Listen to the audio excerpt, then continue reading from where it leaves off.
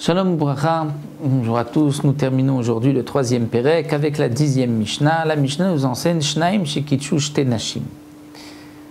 Deux personnes qui se sont mariées avec deux femmes. On ne parle pas de frères, deux personnes étrangères, deux hommes ont donné des kiddushin à deux femmes. On va les appeler Réhouven et David. Ont donné des kiddushin à deux femmes qui ne sont pas sœurs. Au moment de la choupa, ils ont inversé, ils se sont trompés et chacun a pris la femme de l'autre, celle qui avait reçu les kiddushin de l'autre. Et par les kiddushin, même si c'est avant le mariage, une femme est déjà appelée Eshetish. Donc puisqu'elle a déjà reçu des kiddushin de l'un et qu'elle s'est mariée avec l'autre, donc il y a eu là un adultère. Ils ont donc un chiyuv, une interdiction de Eshetish, puisqu'ils ont accompli, ici ils ont fait, ils ont transgressé le issour de Eshetish d'adultère. Ayu achim, si en plus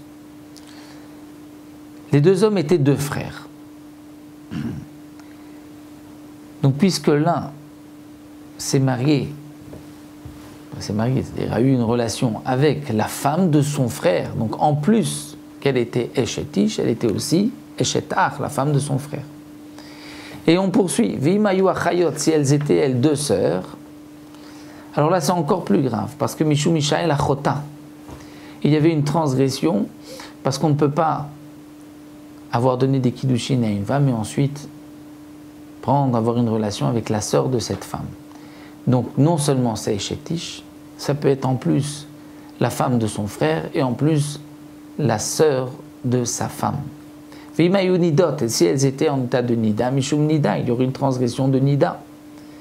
Et donc dans ce cas-là, ou mafrishi motam shlosha chodashim shema mubaroten, peut-être que par cette première relation, elles sont tombées enceintes et que l'enfant serait donc mamzer.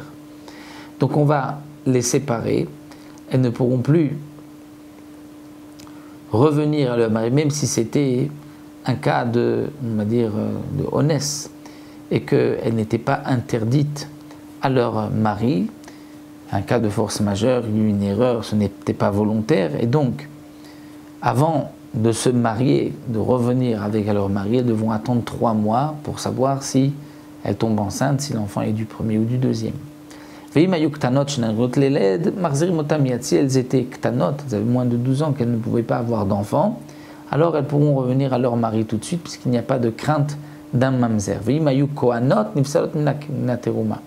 Et si elles étaient filles de Kohen, alors elles ne pourront plus manger de la terouma, même après le décès de leur mari, parce que par cette relation interdite, elles deviennent maintenant psoulot, interdites à la terouma, même si ensuite leur mari décède et qu'elles reviennent chez leur père, bien que c'était un cas de force majeure, puisqu'il y a eu une erreur et ce n'était pas volontaire, malgré tout, il y a eu là un adultère qui est interdit à jamais au Kohanim et à manger de la terouma.